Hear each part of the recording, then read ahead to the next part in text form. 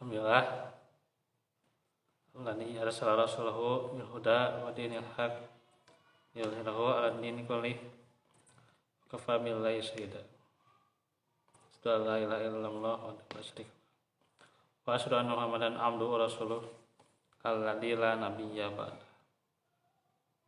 Alhamdulillah, kita lanjutkan lagi bagaimana pelajaran tentang ma'rifatullah, mengenal Allah. Tentunya kalau kita mengkaji jauh ya dalam Al-Quran, akan lebih dalam lagi ya, terutama ayat-ayat kauniyah. Ayat-ayat kauniyah itu adalah ciptaan Allah ya. Ciptaan Allah itu juga disebut ayat-ayat ya. Kalau kauliyah ya itu dalam Al-Quran, kauliyah namanya, firman Allah. Jadi ayat-ayat itu kan ada dua, ada kauniyah, ada kauliyah. Nah, bisa ditemukan penjelasan bahwa terdapat suatu ruang yang disebut alam yang sangat luas dan penuh segala macam makhluk ya, dan menggambarkan seakan-akan tak terbatas. Bahkan kita lihat saja ya, di antara alam itu satu di antaranya adalah bumi. Bahkan kalau di pelajaran astronomi ya, bumi ini satu titik kecil doang di antara alam raya jika dibandingkan dengan galaksi yang amat luas. Kita di galaksi Bima Sakti aja itu udah kecilnya gitu ya. Nanti lebih besar lagi gitu. Sampai langit ke-7 itu luar biasa ya. Subhanallah. Ya. Dan kita baru bisa melihat Bima Sakti ya gitu. Belum jaraknya surga, jaraknya ke arsy-Nya Allah, luar biasa.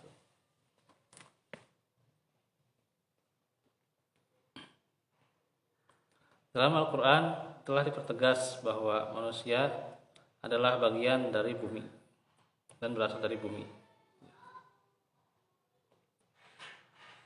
Tentunya keterangan ini misal kita temukan di surah Toha ya, menyatakan bahwa dari bumi manusia diciptakan dan ke bumi juga manusia dikembalikan.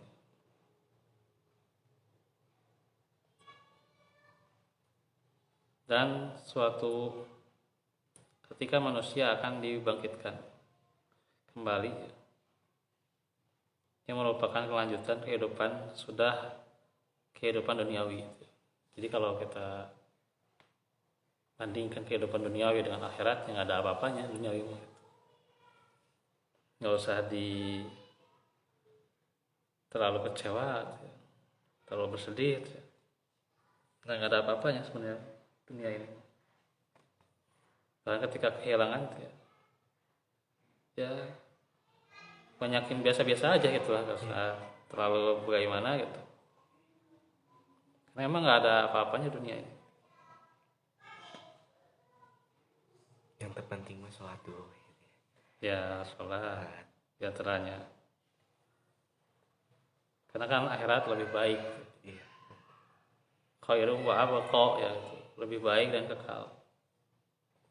Dunia mah ada, kita kadang memiliki, kadang kehilangan dunia. Nah itu.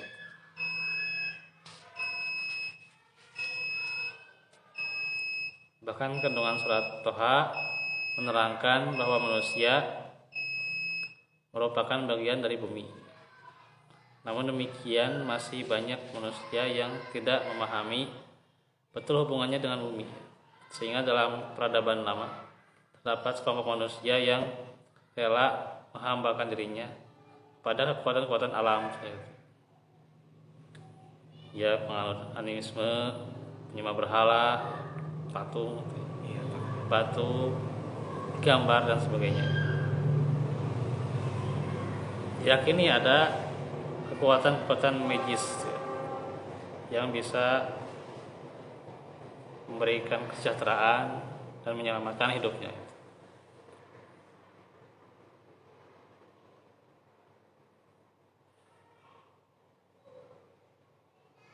Karena itu kalau kata filsafat ya, bahwa penyebab manusia menghambakan dirinya pada kekuatan alam karena manusia itu ya makhluk lemah.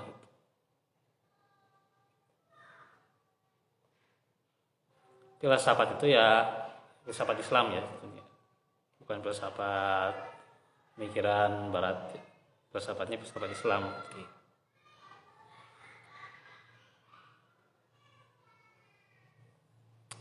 Salah satu ciri hakikat manusia adalah adanya rasa takut dalam hatinya.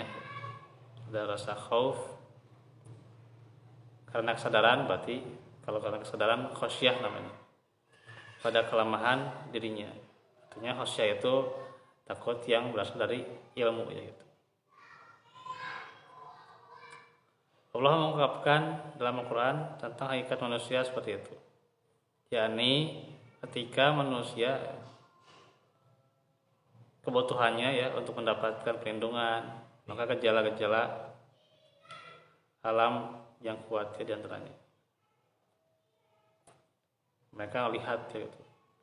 Maka inilah yang menghantar manusia pada suatu kesimpulan bahwa dalam diri benda itu terdapat suatu kekuatan yang tidak dimiliki oleh manusia. Hanya saja masyarakat seperti ini kemudian termotivasi untuk menyembah, mengabdi, beribadah, mempertuhankan dan menghambakan dirinya pada makhluk-makhluk alam.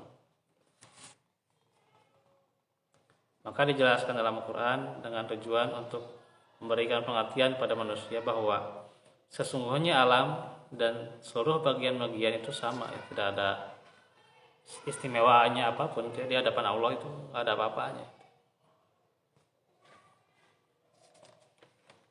Bahkan lebih dari itu, Al-Quran memberikan penjelasan bahwa manusia berada pada tingkat lebih tinggi daripada makhluk lainnya ya. Kenapa? Punya akal, punya pikiran gitu. Gimana akal dan pikirannya kurang dipergunakan, ya akhirnya menyembah sesuatu yang tidak layak disembah.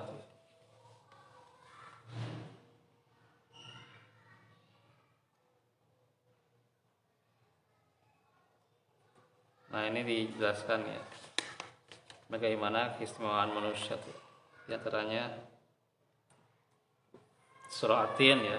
Ya, Muatin. Ya. Fi ahsani taqwim ya, itu manusia itu ya. Paling sempurna di antara semua makhluk yang ada di jagat raya. Paling sempurna manusia itu.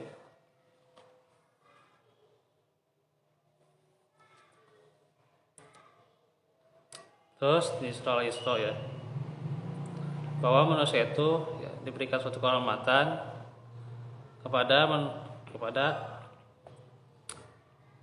mereka, itu diberikan yang namanya martabat ya. Kita lihat di ayat 70 ya. Terus surat Al-Ahzab ya, ya 72 tuh. Bahwa manusia itu kan diberikan kehormatan ya, yaitu pengemban amanah ya. Cuman manusia itu zaluman jahula yaitu zalim dan jahil bodoh ya. Dan tugas di surah Al-Baqarah kan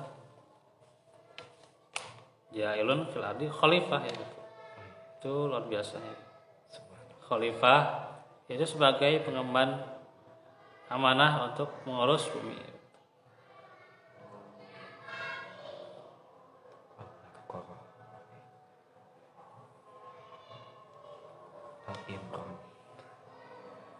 Nah, mudah dipahami bahwa Al-Quran telah menggambarkan manusia tidak boleh menempatkan dirinya lebih rendah daripada makhluk-makhluk yang ada di alam raya ini ya. Tetapi justru sebaliknya ya, yakni harus menempatkan dirinya lebih tinggi daripada makhluk yang lain. Oleh karena itu tidak wajar kalau manusia mengabdi pada sebagian alam ini, apapun hebatnya, kuatnya dan sebagainya.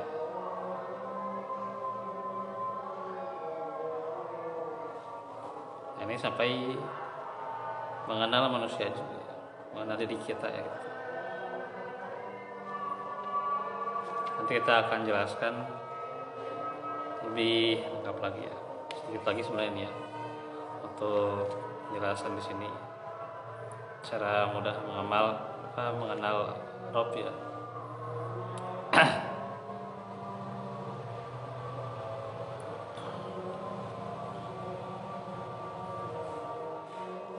Nah itu saja dahulu. Wa'alaikumsalam. Subhanakallah. Baik, Assalamualaikum warahmatullahi wabarakatuh.